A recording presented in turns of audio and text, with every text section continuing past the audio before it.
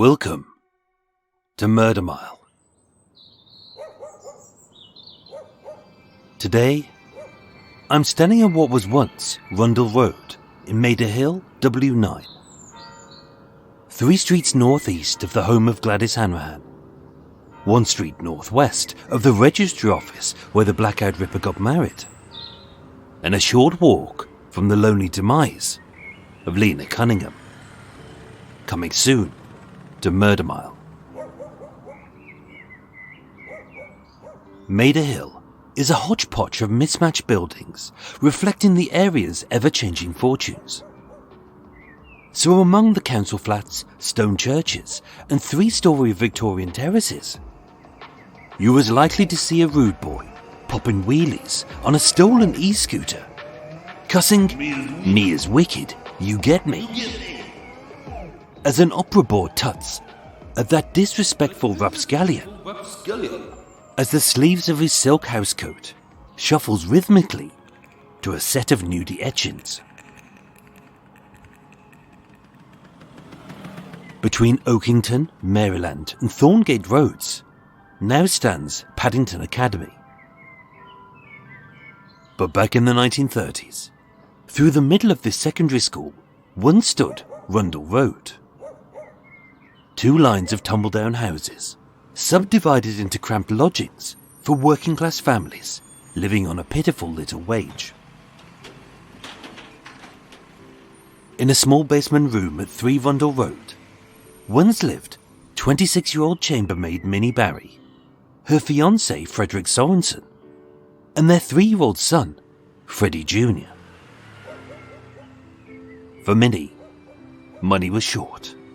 But being so focused on providing for her family, she got them through the toughest of times, but only just. Minnie would fight a brave fight to keep her family from the gutter. And although Wednesday the 28th of June 1933 would start like any other day,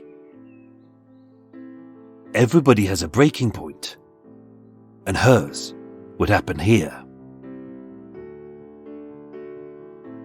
My name is Michael.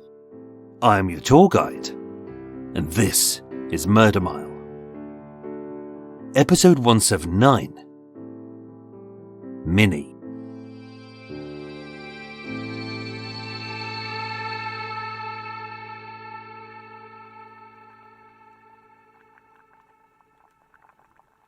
We all have a temper. For some, it sits way down deep, barely making a ripple. Whereas for others, it sits simmering on the surface, forever bubbling, like a boiling pot of scalding soup on a hot stove.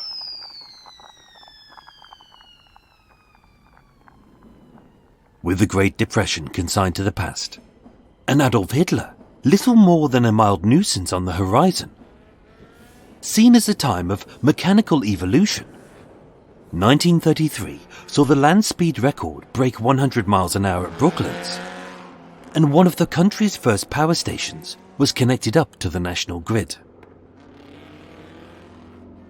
Britain was entering a modern age, but it was only available for those who could afford it.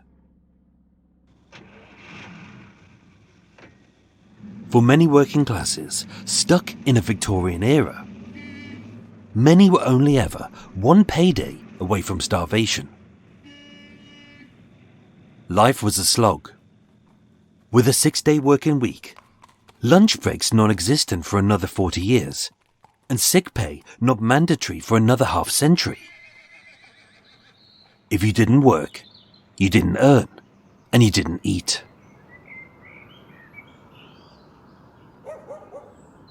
Wednesday the 28th of June 1933 was an ordinary day for 26-year-old Minnie Barry. The sun was bright, the wind was light, and outside, 3 hours past sunrise, the city was awake and grinding into action. 3 Rundell Road was a standard 3-story Victorian terrace owned by local solicitor Herbert Blake. For Minnie, It was a good place to raise her child. It was quiet, safe and clean. But it wasn't much. As a small single room, it was barely big enough for a double bed, a small table for family meals, and a solitary armchair for one person to rest in. With no electricity or running water, the gas lights gave a dull yellow glow. In front of the fire lay an endless line of damp clothes, and in the washstand, the same bowl was used to flannel their faces as to clean the dirty crockery. With a tiny front window, half obscured by the pavement, this dark little box had been their home for a little over a year. But it was all they could afford on the meagre wages they both brought in. At 7 a.m, as per usual, whilst Frederick silently washed his face, and their 3-year-old son, Freddie Jr., sweetly slept in their bed after a fitful night, Minnie prepared her family a simple breakfast of bread and butter.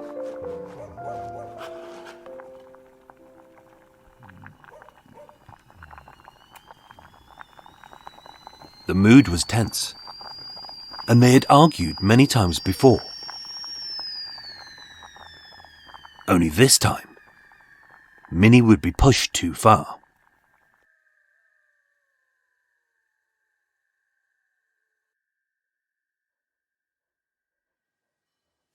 She was born Minnie Perkins in 1907. Raised in a small 2-story terrace at 24 Percy Street in Jarrow, an industrial town 5 miles east of Newcastle in the northeast of England. Life was a constant struggle for her father, Samuel a labourer, her mother, Edith a housewife, and their 6 children, all under 10. Educated at the age of 14, like her sisters, Minnie entered domestic service, becoming a chambermaid at several guest houses in neighbouring towns. She was a young girl living a hard life, but she fought through it all by being calm, honest and patient.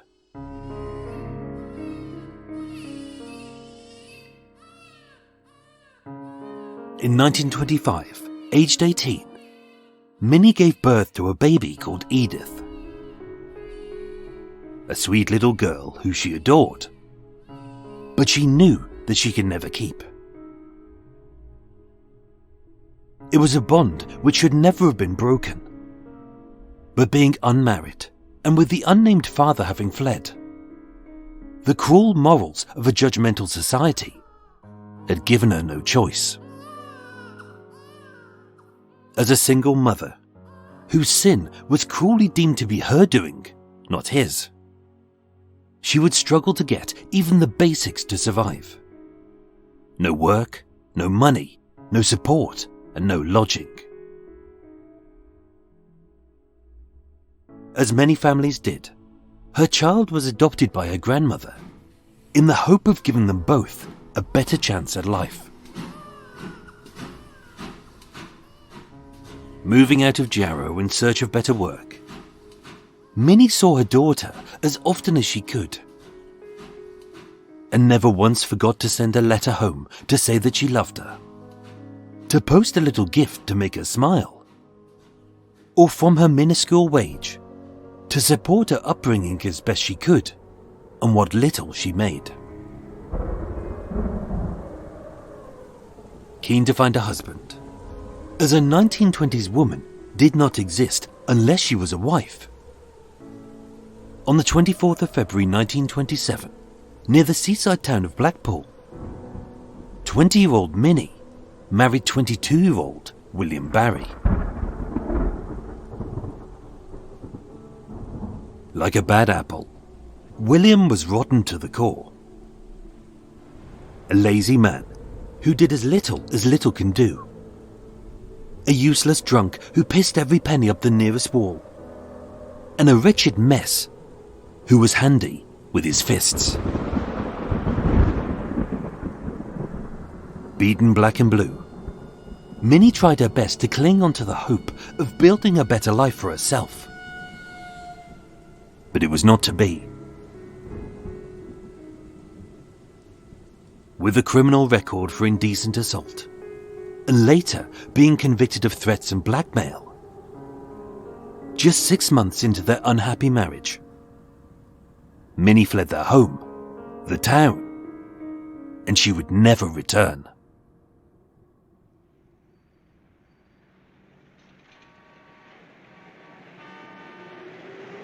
At the beginning of January 1928, Minnie Barry moved to London.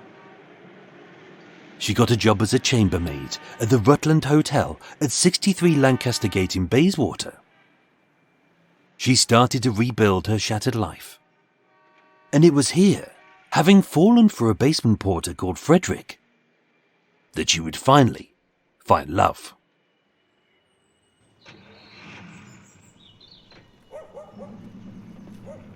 At little after 9 a.m. on Wednesday the 28th of June 1933, P.C. Quinnell of the Harrow Road Police Station descended the stone steps at 3 Rundell Road and entered the small basement room of Minnie Barry, Frederick Sorensen, and their 3-year-old son, Freddie Jr. It was an ordinary lodging of an unremarkable family. The room was as they had left it a little over an hour before. The bed was unmade, as if a small figure had been sleeping peacefully. As to the side lay a few little toys where a young boy had recently enjoyed, possibly his last ever playtime with both parents. Around a wooden table were 3 wooden chairs where a family once sat for breakfast. 3 cold cups of tea, a cutting board, a slicing knife, a still warm loaf of bread, and a ceramic dish containing a fresh block of butter, with one corner cut away. Except for a yellow greasy smear and several white crumbs on the blades, the knives were clean.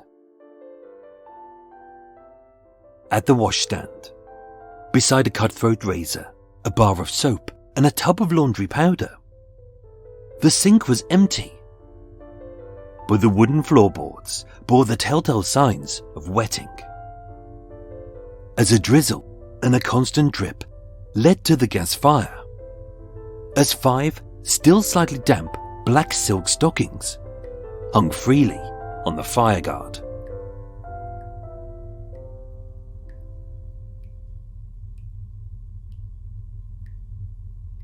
For P.C. Quinnell and Divisional Detective Inspector Worth, who would head up the investigation, there were no signs of a break-in, a struggle, or an assault. Everything was as to be expected, except in the armchair lay a corpse. At 9:10 a.m., Dr. Maybury arrived and declared life as extinct.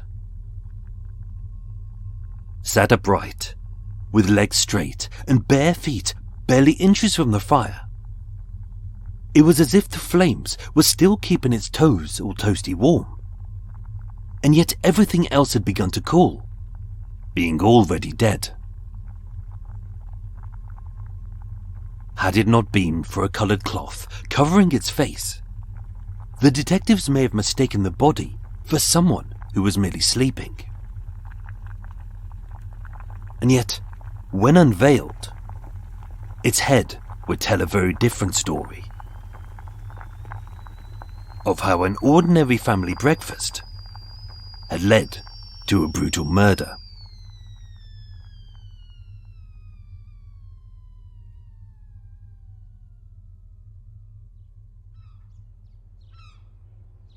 Frederick Sorensen was one of 3 children raised by Frederick, a Danish national, and Rachel, a native of Jarrow, where Minnie had grown up.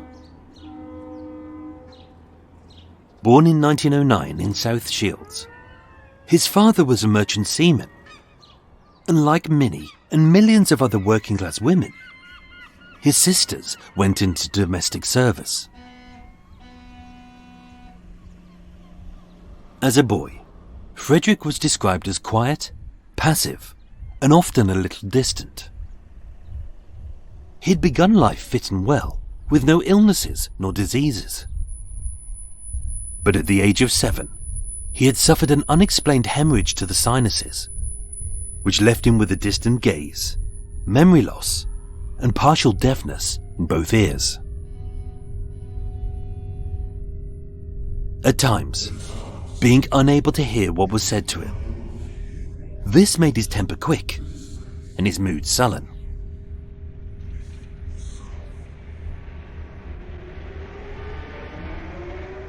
Beginning life as a rivet catcher in the South Shields docks. Age 19, when work was slack, he uprooted to London seeking a better wage and found himself a job as a basement porter at the Rundell Hotel. It was here that Minnie met Frederick, and they fell in love.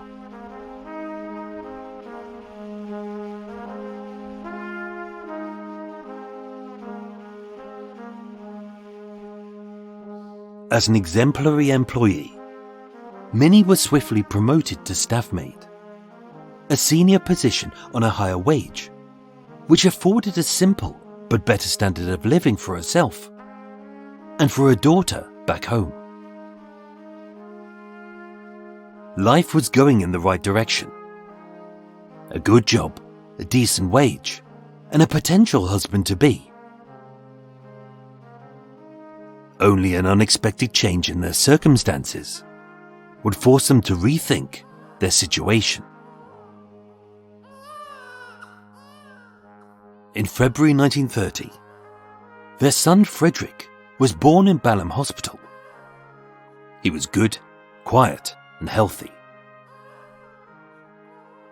With both parents working, earning, and doting upon him, he would have had a good life.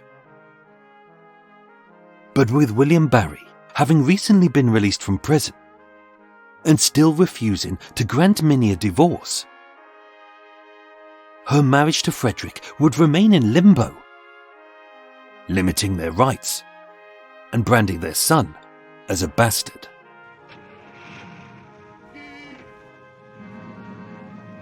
In May 1932, this small family moved into the front basement room at 3 Rundell Road.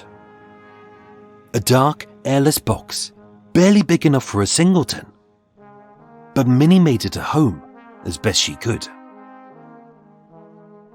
Together, they could afford the rent of 9 shillings a week, and as they always paid on time, their life had some stability.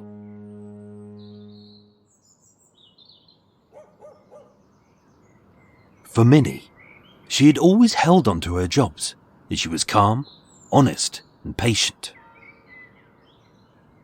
But burdened by deafness, although he was light, Frederick's temper often got him into trouble.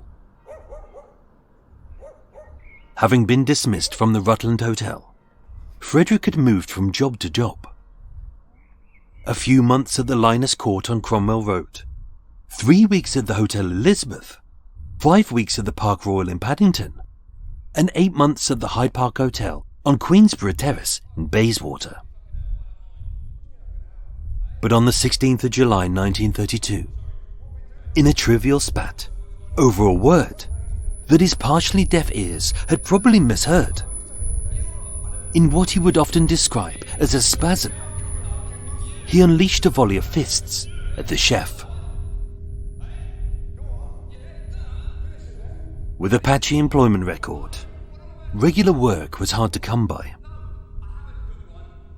Across the following year, he did odd stints as a labourer, a painter, and a shop assistant.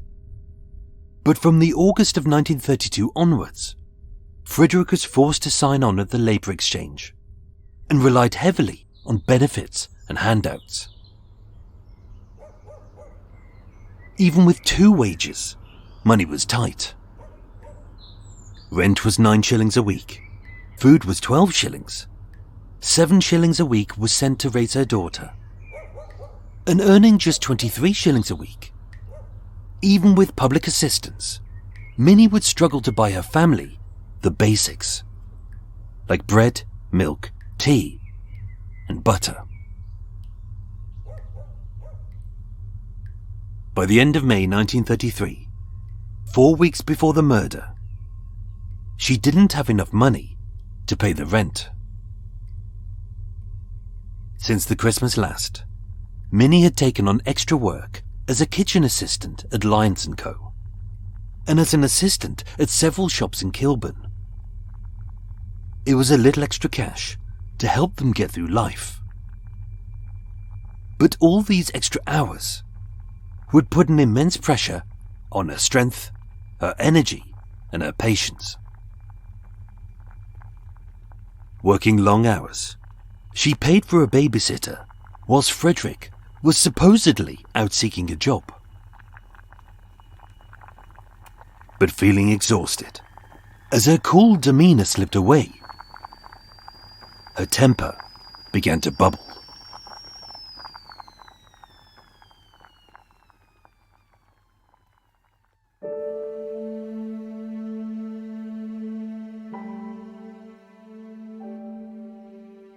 To Minnie, Frederick had given up. Depressed and living off dole money, he always made excuses as to why he couldn't work. The pay's crap. It's miles away. It's not what I want to do. Always thinking of his needs, and never once putting himself forward as the breadwinner of this little family. And yet her stresses were only just beginning, as by the start of June, Minnie was 2 months pregnant. With life getting harder, and money no longer stretching as far, as an industrious woman, she did her best to buy the food, to pay the bills, and to keep the house clean. But struggling, she no longer had the 7 shillings to send to her daughter, and already 3 weeks late, the 9 shillings to pay this week's rent. In their cupboard, the bread was down to the crusts. The tea leaves were used so often that the brew was pale and tasteless. And the pitiful knob of butter in the ceramic dish was barely enough for 2. Minnie had held this family together, whereas Frederick had given up. He frittered his hours away. He loafed about. He rarely helped. And as his temper spiked, just like William before him, he beat her black and blue.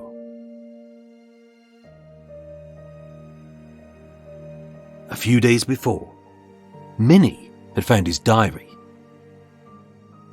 Had he merely scrawled a few bad words about her, or had maybe named a woman that he was seeing on the side, she wouldn't have been surprised. But inside, she saw something which made her seethe. A stack of betting slips for horses, dogs, and football matches. Having squandered the last vestiges of the cash they didn't have and couldn't afford.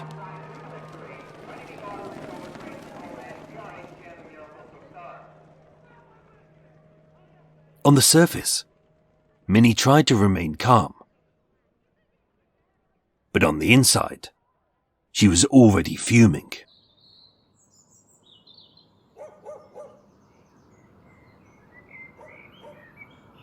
The morning of Wednesday the 28th of June 1933 began like any other.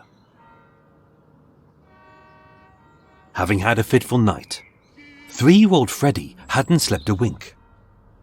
And as he had tossed and turned, neither had his parents. Leaving him to snooze in their small shared bed, Minnie and Frederick began their day.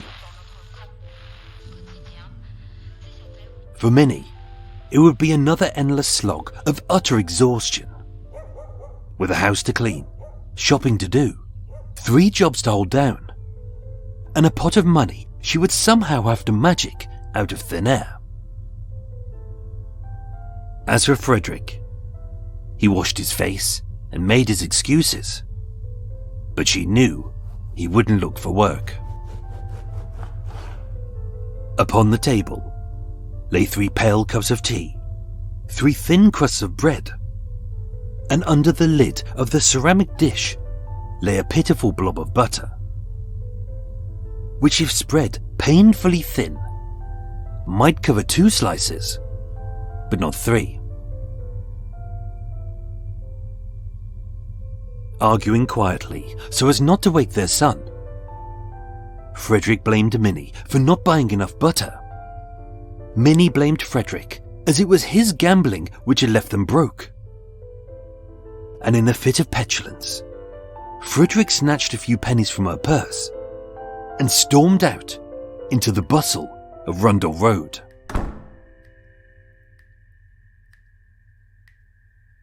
It may seem like nothing, but this was the spark which would ignite the fury.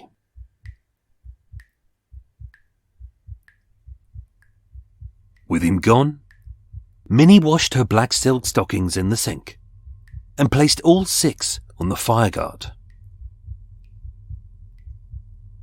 Just shy of 8 a.m, Frederick returned with a fresh loaf, a block of butter, and sitting in absolute silence, unable to look at one another, they ate their bread and supped their tea as their young boy slept.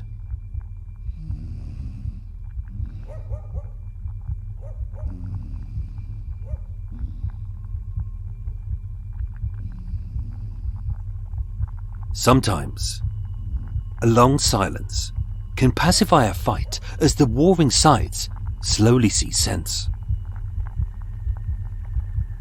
But still furious, as he had dared to blame her for the situation they were in, it was then that Minnie snapped.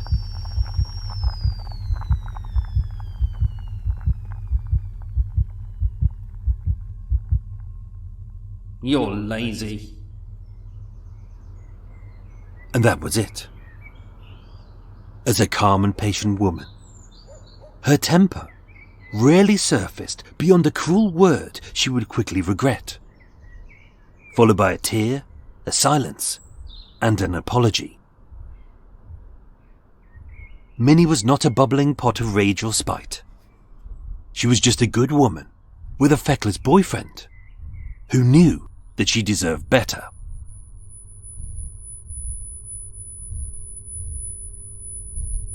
Enraged at a trivial spat over a word his partially deaf ears had probably misheard, once again, in what he would describe as a spasm, I saw the hammer lying on the mantelshelf. I got hold of it and swung it wildly at her. The steel head of the hard hammer fracturing her skull above the right ear. She shouted, "Freddie!" and clawed at my face. I put my fingers round her throat and kept pressing. I saw a black silk stocking on the fireguard. I grabbed it. I slipped it around her neck and I pulled hard. I did not realize there was any blood until I saw it on the floor. And then I realized she was dead.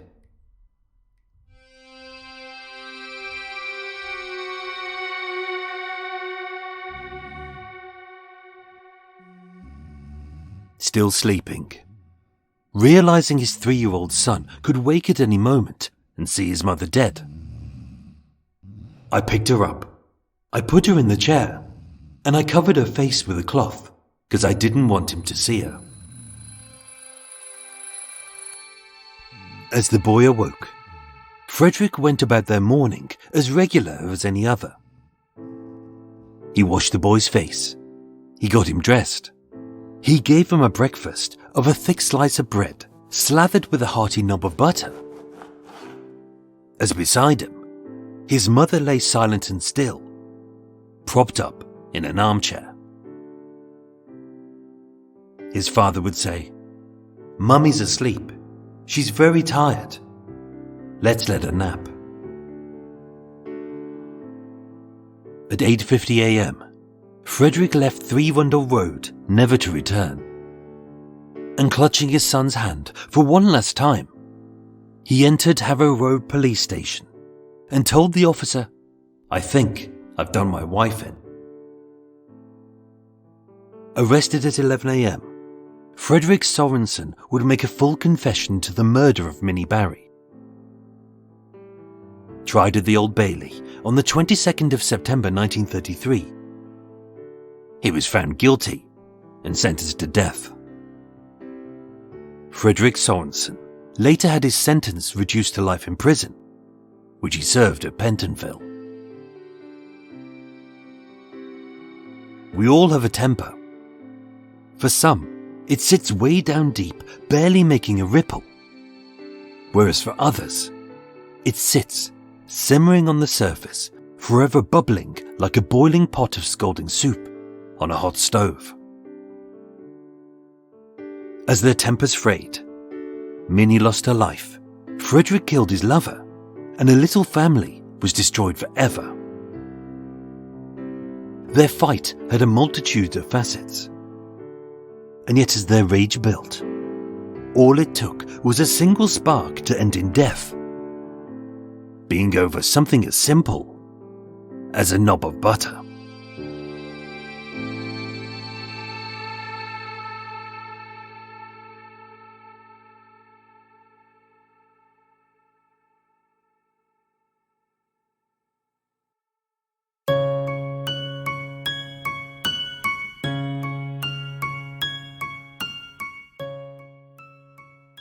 Missing people, murders, serial killers, frauds, heists, and mysterious events. The most infamous true crime stories from around the world, told in 10 minutes. Find 10-Minute True Crime on Apple Podcasts, Spotify, or your favourite podcast player.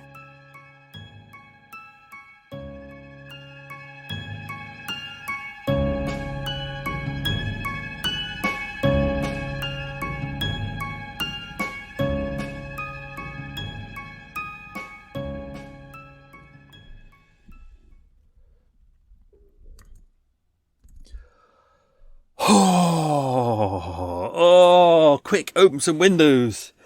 I wasn't going to record this today, but I decided, sod it, get it done. I always have that kind of moment where I think, should I record it afternoon while I'm still thinking about stuff, or should I do it early in the morning? And I still haven't quite worked out which is best to do. I'm going to open a window. There you go.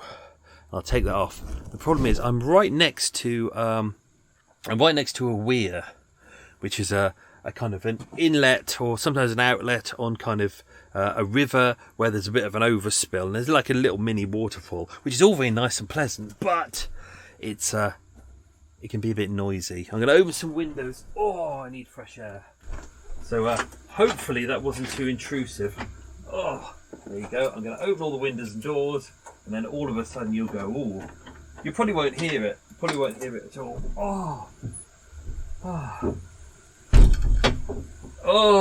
There we go.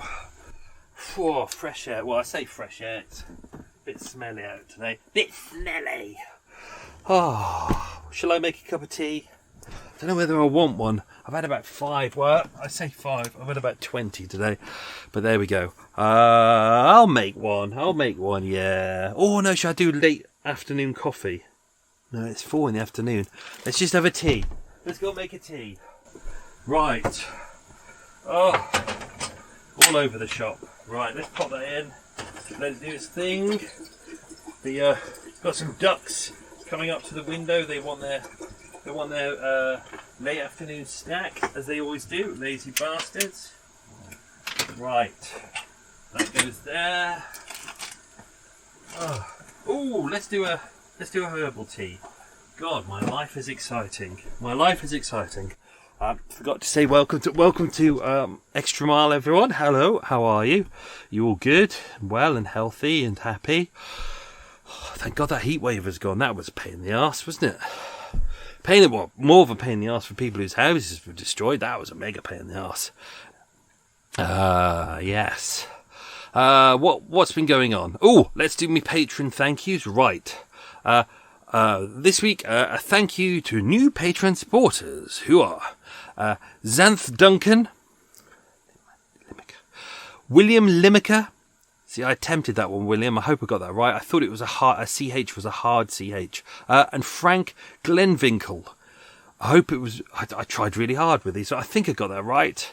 Xanth Duncan, William Limecker, Frank Glenvinkle. I think I got those right. I hope I got those right. I always try and double check and try it, but let's see. While the coffee's brewing, what's going on? We did the Dark Poutine meetup last week, so thanks to everyone who attended. That was really nice.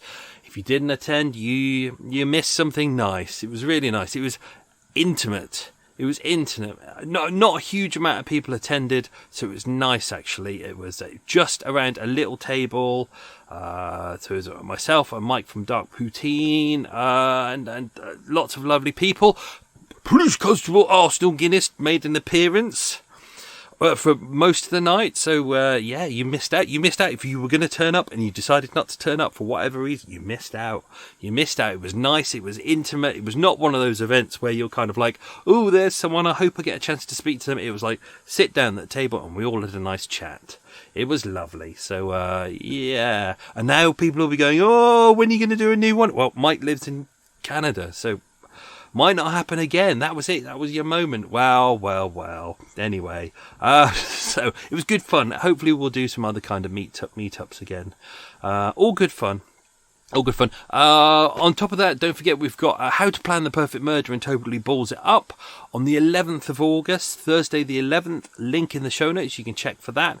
Lots of people already booked in. It's don't worry about coming along and thinking, oh, I haven't got anyone to come with. Loads of people have kind of booked single tickets, or there's a couple of doubles. There's no group bookings in there, so it's one of those kind of nice events where the idea is everyone kind of, it's a little bit interactive, a little bit fun. You don't need to interact if you don't want to.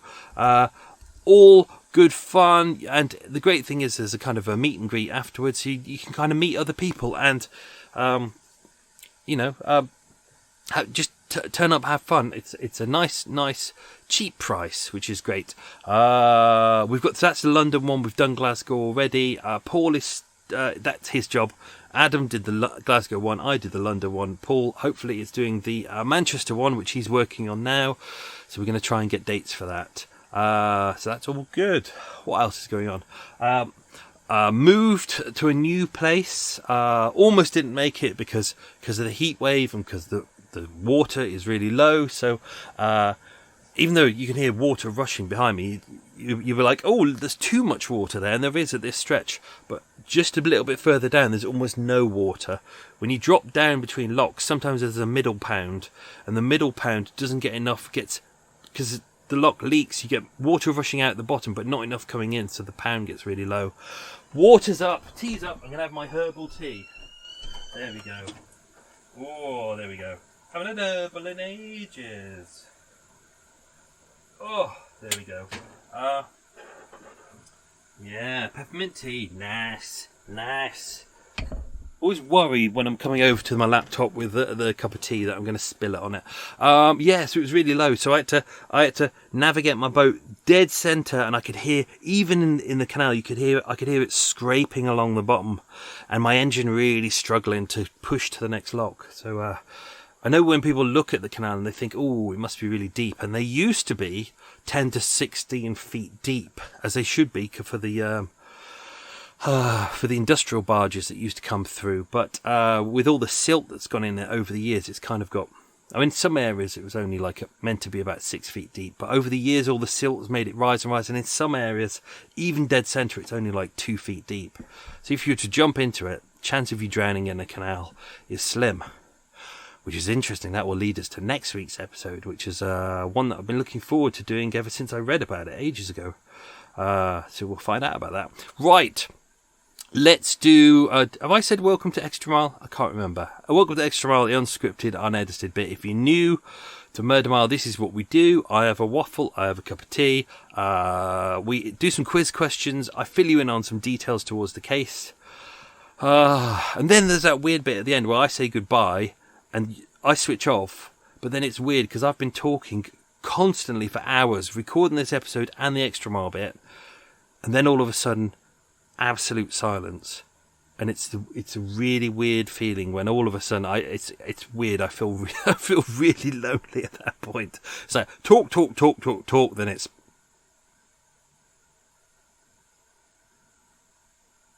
even weirder with the weir behind me. It sounds like white noise on a telly. Nice to sleep to. I had a really good night's sleep last night. Anyway, let's do some quiz questions. As always, don't forget I haven't edited the episode yet, so I might ball some of this up, but let's see how it goes. Right. Question number 1. What town was Minnie born in? Question number 2. Frederick's father came from which country? As stated at the start of the episode, at what racing test track was the 100-mile-an-hour land speed record in a diesel car broken? Question 4. Minnie Barry was her married name, but what was her birth name? Question 5. How much money did Minnie send to her daughter each week? Question 6. What was the name of Minnie's daughter, mother, and one of her sisters? Question 7. Which seaside town was she married near? Question 8. What hotel did Minnie and Frederick first meet? Question 9. Frederick later got a job at the Hyde Park Hotel at 51 Queensborough Terrace. But which previous murder in Murder Mile happened just next door? And question 10. What was Frederick's first job out of school?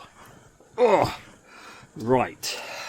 We'll come back and we'll answer those very shortly. So let's dive into some thingamajiggies. Where are we going to start with this? So, lots going on by this point. I'm going to miss out all the stuff at the start because we kind of covered that fully. Let's just dive into the stuff just prior to the murder.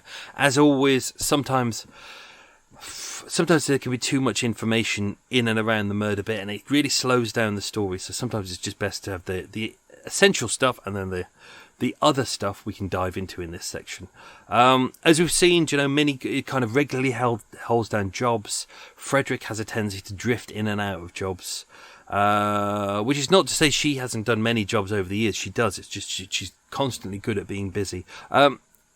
As mentioned, she often described him as lazy. He didn't seem lazy throughout his life. It just, as the unemployment kind of kicked in, he started getting really lazy with what he was doing. She was clearly the breadwinner. She seemed to be the breadwinner with William before her other partner.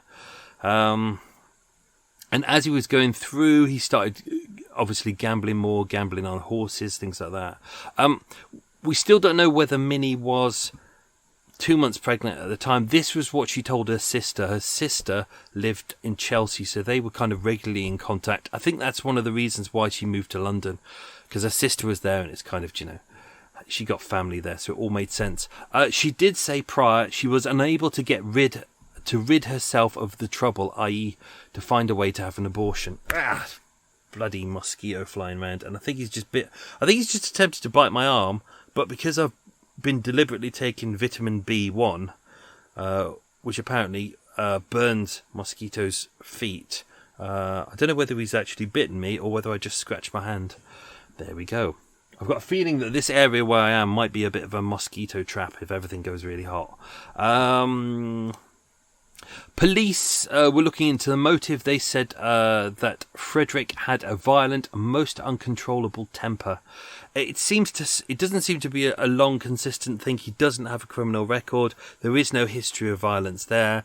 But in that last year, when everything's kind of picking up, she seems to be continuing to be industrious and keeping the house running and paying the bills and the rent and trying to buy the food. And he just seems to be descending and sending into loafing and squandering around. Hence, there were lots of football betting slips and horse racing and dog racing. And he's her money that she earned would go to pay all the bills and all that. His money that I think he got like 15 to 17 shillings a week for unemployment benefit and also for the child, but he seems to be squandering big chunks of it on gambling.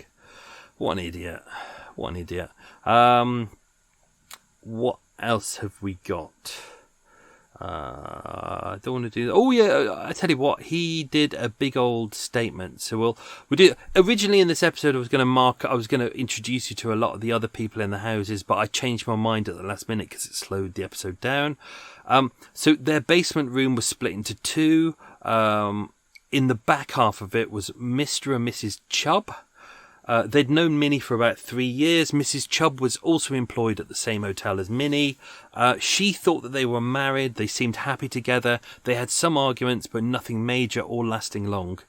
As you can see, Minnie did try to hide the fact that she was unmarried and that her child didn't have a known father.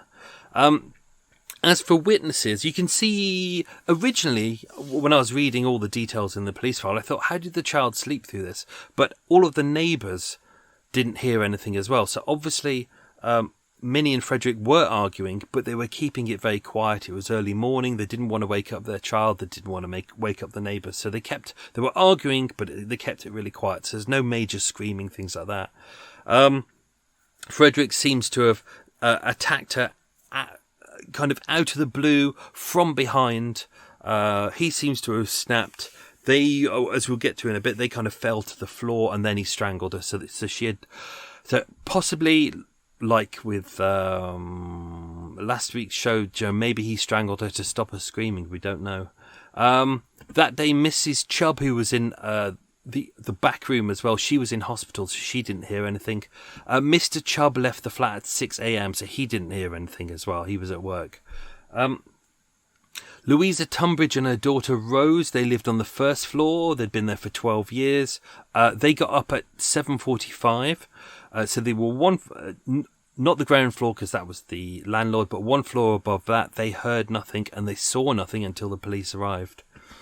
On the first floor, that also was split into two. Herbert and Emma Harper, they'd lived there for 19 years. They didn't really know the couple on the basement floor.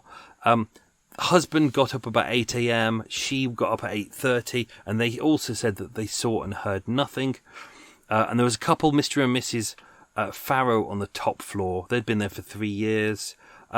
1 week prior, Mrs. Farrow and Minnie had been talking. Minnie had said that they were struggling to make ends meet and he wasn't working. But apart from that, said that they seemed happy together. She'd never heard them arguing. They got up at 7:30 and left for work at 8:15. So lots of people in the house in and around the time that the murder happened, but no one heard anything. And by Frederick's account, the child didn't hear anything either. The child was still asleep until he woke up the child after his mum had been murdered, and to get the child dressed, give it its breakfast, and then go to the police station to admit what he'd done. The 8:50 a.m. Frederick arrived at Harrow Road Police Station with his son Frederick Sorensen Barry. It's interesting that obviously because she's married, she has to go by her married name, but because she has a son, her son, even though it's not William Barry's son, her son has to go by her who she wishes was her ex-husband's name, instead of her name, which is one of the questions. When Frederick was walking up the steps, he saw PC William Quinnell, who was the PC who was there, who first went round to the house. PC 805 on Division X. Frederick said, "You better go to 3 Rundell Road. I think I've done her in." He'd already mentioned that. PC said, "Who have you done in?" Frederick said, "My wife." Frederick said to Sergeant Emery, "Go round to 3 Rundell Road in the basement. I've done her in. I've hit her on the head with a hammer and strangled her with a stocking. We had a row about me being out of work. I did it before 8 o'clock this morning. He was taken to the charge room and the station officer was informed. PC Quinnell went round to the address. He entered the front basement room on the right-hand side of the passage. The door to the room was slightly open, and on an armchair to the left corner, he noticed the form of a person who was covered in a coloured cloth. He removed it and saw the body of a woman, her feet near the fireplace, her head to the right side of the chair, the back of which was towards the window. A black stocking tied once around her neck. She was fully dressed as if ready to go out, and her hat was lying on the floor in front of the fireplace. She was dead. Dr. R.J. Maybury of Elgin Avenue, which is just around the corner, he arrived. He was called at 8:50 as well, so they called him from the police station. He went straight to the flat.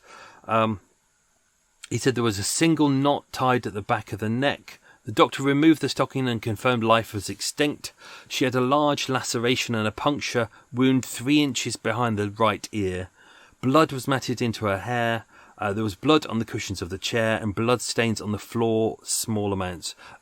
Frederick had attempted to clean up some of it, but he hadn't done a lot. He said there were a few blood stains on the hat, which was on the floor, and her face was very cyanized, as in kind of purpley, with a frothy fluid at the nostrils, suggesting she'd been alive a bit after she'd been hit over the head and kind of slowly passed away in the chair. It was suggested she was first stunned with a hammer blow to the head, rendering her incapable of putting much resistance, and was then strangled with a stocking. She had been dead roughly 1 hour. So it's pretty, given the fact that the murder probably happened in and around 8 o'clock, and he went to the police station at kind of 8:50. She'd been killed, then he woke up the child. Then he washed and dressed the child and gave it its breakfast. And don't forget, this is a tiny room. And next to the child is his dead mum with her face covered in a cloth. And the father's there saying, "It's all right. She's just having a little bit of a sleep." Oh, that was needed. Having a little bit of herbally tea. Divisional Detective Inspector Percy Worth arrived at 9:15. By that point, the hammer was on the mantelpiece where the officers had moved it to, and she had a distinct bruise around the neck. The weapon was a claw hammer, which was found in a cupboard on the right-hand side of the fireplace. It was blood-stained. It had a steel head and had a wooden handle. Around her neck was a black silk stocking, which was still wet. Don't think we need to know much about the room because we've already kind of covered that. The arrest, as mentioned, he was arrested at 11 o'clock. Divisional Detective Inspector Percy Worth arrived back at Harrow Road Police Station and arrested Frederick, saying, "I've seen the dead body of Minnie Barry at 3 Rundell Road. I'm arresting you for murder by strangling with a stocking." He was cautioned and said, "That's right, I came here to tell you all about it. I've nothing to keep back. I'll tell you all. Is she dead then?" The officer replied, "Yes." Frederick replied, "Oh dear." He made a statement. And this is his statement. "I am a labourer. I've been out of work since last November. 2 months ago, I did a fortnight's work for a man called Doe, a builder in Hendon. I don't know his address. A year ago, last April, I went to live in the basement room at 3 Rundell Road with Minnie Barry and my son Frederick Sorensen Barry, who is 3 years old. Minnie Barry was his mother. I am not married to Minnie Barry. She is the wife of William Barry, and before she left him, they lived in Lytham St Anne's near Black. You can have that as a freebie. I know he had been in prison for blackmail. I have never seen him. She left him, but I don't know the real reason. I first met Minnie in Easter 1928 at the in Lancaster Gate. She was a staff maid there. I was a basement porter. She had left her husband in August before. Our boy was born in Balham Hospital. We had lived together for the first time for a month at 60 Ashmore Road, just off Harrow Road. After that, I lived at 51 Queensborough Terrace, Bayswater, the Hyde House Hotel. I left last July because of a row with the chef. I had a spasm then and nearly knocked off his head. Oh, my page has moved. I can't see where I am. Oh, yeah, there it is. Minnie had been working for Lyons, the caterers, since last Christmas week. She had been at several shops in the last 2 months. She had been at the Kilburn High Road as a kitchen assistant. Because I've been out of work for so long, this has caused a lot of rows with Minnie. She told me I did not want to work anymore and asked me to go back to the Hyde House, but I told her it was not enough money. I have been on the dole and drawing 17 shillings 5 pence a week. I ought to have told you we were living as man and wife. Of course, I am single, really. At 7 o'clock this morning, I got up and made a cup of tea. I found no butter, and she started rowing with me and told me I would never get out at any decent time to get work. I went out to get some butter. I came back, gave two slices of bread and gave one to her. She was sitting in the chair by the table. The boy was asleep in bed. She said something to me, but I don't know what it was, as I am rather hard of hearing. But she was nagging me about something. I was wild all morning, and I saw the hammer lying on the mantel shelf. I had made a desire to do something to her, and I got hold of the hammer and swung it wildly at her. I hit her on the back of the head. She swung out of the chair, shouted "Freddie," and clawed at my face. We both fell to the floor. I put my fingers round her throat and kept pressing. I saw a boat went past and just rocked everything. I put my fingers round her throat and kept pressing. I saw a black stocking on the fireguard. I grabbed it and just slipped it around somehow or other her neck and pulled it hard. She did not speak any more to me. I let go and saw the clot of blood on the floor. I did not realise there was any blood until I saw it on the floor. I came back to my senses when I saw the blood. I put some water in a bucket and bathed her head. I tried to revive her but couldn't. I then realised I had killed her. I picked her up and put her in the bed chair, covered her with a sort of tablecloth at the bottom of the bed, 'cause I didn't want the boy to see her. He was still asleep in bed. After I picked her up, I wiped the blood from the floor and put the hammer in one of the cupboards. I then gave the boy a cup of tea, dressed him, and went out with him straight to the police station. Minnie and me were all right together. We were both quick-tempered. It is all through not having work and gambling away my dole, and what little she gave me on the horses. I don't know what made me do it. I had a spasm, that's all. It's terrible. I would rather be dead than her. She was a good woman to me, but we were both so quick-tempered. I can't tell you any more. It is the truth I've told you. So there you go. Autopsy was conducted by Dr. Spilsbury, as this was one of his cases as well. And the body was identified by Minnie's sister, who lived down in Chelsea. Autopsy said that she was healthy. Death was by strangulation. Although she did have a puncture wound to the head behind the right ear. The skull was cracked, but the brain was undamaged. As mentioned, the trial was held at the Old Bailey. It was a one-day trial, nice and simple. Dr. Grierson of Brixton Prison stated that Sorensen was not insane. They called in a radiologist who performed an X-ray on Sorensen's head and found inflammation to the bone behind the ear at the base of the skull. This is believed where his original deafness and problems with his concentration came from. Sorensen was found guilty of murder and sentenced to death, held at Pentonville Prison, but a month later he lodged an appeal was lodged, and they decided to revise his sentence to life in prison. And I think that's it. That's your lot. Let's do the quiz questions. Let's do the quiz questions because I waffled on for a long time. Right, quiz questions. Here we go. Right, how many did you get right? How many did I balls up? Question number 1. What town was Minnie born in? She's born in Jarrow. Question 2. Frederick's father came from which country? Denmark. Question number 3. As stated at the start, what racing test track was the 100 mile an hour land speed record in a diesel car broken? It was at Brooklands. Question 4. Minnie Barry was her married name, but what was her birth name? It was Minnie Perkins. Question 5. How much money did Minnie send to her daughter each week? It was 7 shillings, which is about £20, which may not sound a lot, but that was more than a quarter of a weekly wage. Question 6. What was the name of Minnie's daughter, mother, and one of her sisters? They were all called Edith.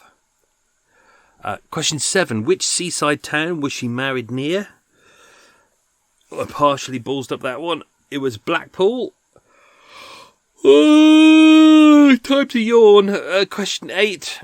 It's almost the end of the day. Question 8. What hotel did Minnie and Frederick first meet at? It was the Rutland. Question 9. Frederick later got a job at the Hyde Park Hotel at 51 Queensborough Terrace. But which previous murder on Murder Mile happened next door? That was the murder of the airman, Stanley Roach. So that was just 2 doors down. 1 door down because it's all out of sequence. And finally, what was Frederick's first job when he left school? He was a rivet catcher in a shipyard. Well, there you go. That's exciting. So I hope you enjoyed that, everyone. That was, oh, Lord. That was episode 179. Episode 179. Oh, entitled Minnie. Next week, another 1-part episode. And it's an interesting one. Looking forward to that one. Something different. So that's it. Hope you enjoyed that. Thank you so much for continuing to listen to the podcast and to support the podcast. And if you do enjoy it, don't forget, tell people, let them know. Right, if you can, write a nice review because that really helps get us up the charts and keeps us going. So I keep saying, it's me, isn't it? It's me and Eva. Although Eva doesn't do that much, as we know, because she's always drunk or hungover, or drunk and hungover. I've never met anyone before who can be drunk and hungover at the same time. Anyway, that's me done. Hope you had a good week. Stay safe and be good. I accidentally pressed off before I did my final sign off. So, lots of love. Here we go.